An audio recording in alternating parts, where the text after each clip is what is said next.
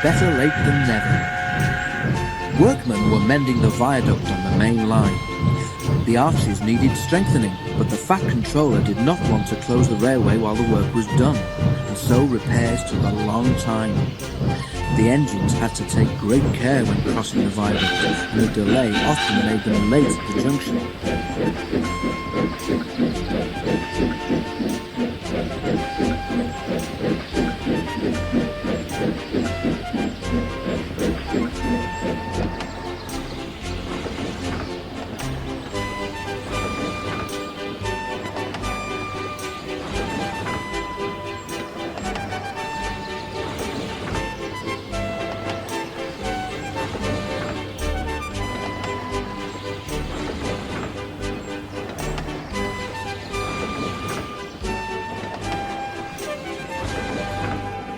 Thomas was cross.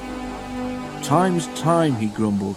"Why should I keep my passengers waiting while Henry and James dawdle about all day on viaducts?"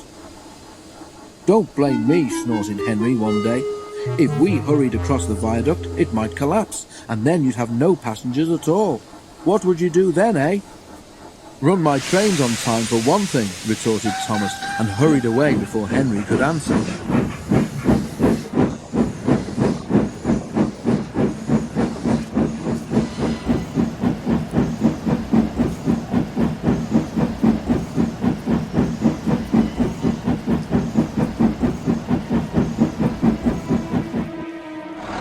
At the top station, Bertie was timed to arrive just after Thomas. His passengers soon found that instead of going straight from Bertie to their train, they were having to wait until Thomas arrived. "Late again," remarked Bertie one day as Thomas panted wearily in 10 minutes after time.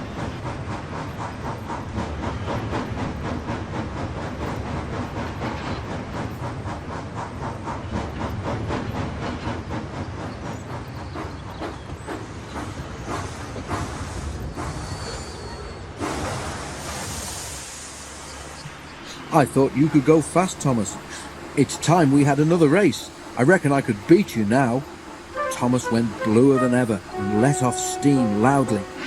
"Rubbish," he hissed fiercely. "I'd still beat you any day. It's those mainline engines. They dither about on their viaduct and then blame the Fat Controller's workmen.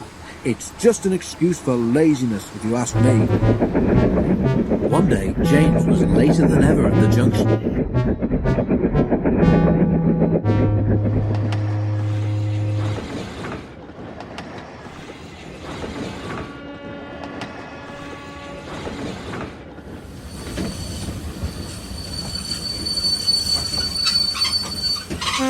"I'm sorry, Thomas," he puffed as he came breathlessly to the platform. "I was held up at the big station, and the viaduct made it worse." "It's lucky for you I'm a guaranteed connection," snorted Thomas. He puffed importantly away, leaving James at a loss for words.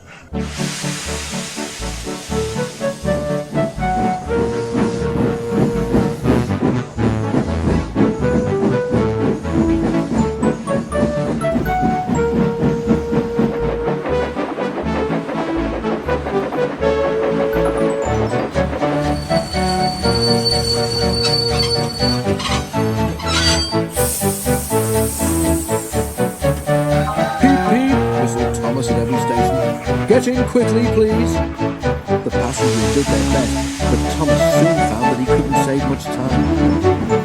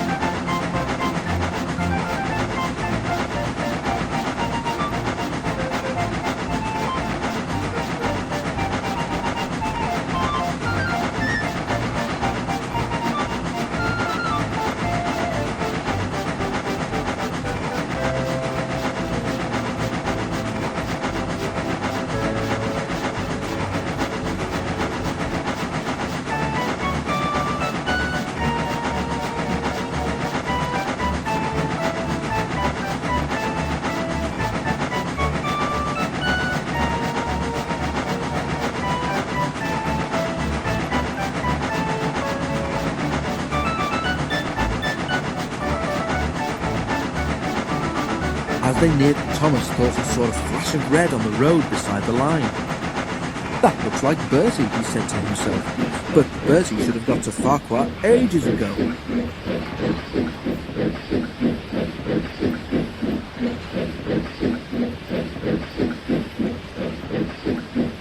It was Bertie.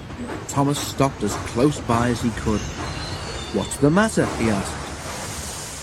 "I feel dreadful," mourned Bertie. "All upset inside, and driver says he can't make me better. Thank goodness you're late. Can you take my passengers, please? They'll never get home otherwise." "Of course," agreed Thomas. Thankfully, the passengers climbed into Annie and Clarabel, and after promising Bertie that he would send for help from the next station, Thomas set off again. Already he was feeling much more cheerful.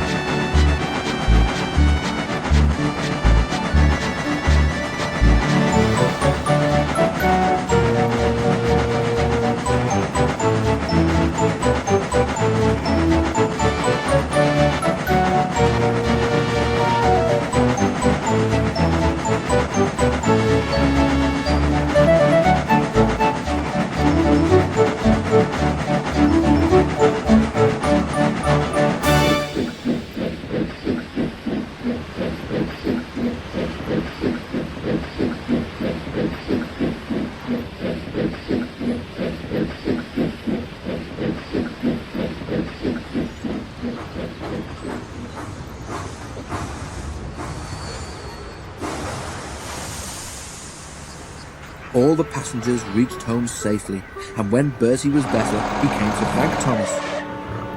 "I'm sorry I teased you about being late," he said. "That's all right," said Thomas. "I'm glad I could help. Perhaps being late isn't such a bad thing after all."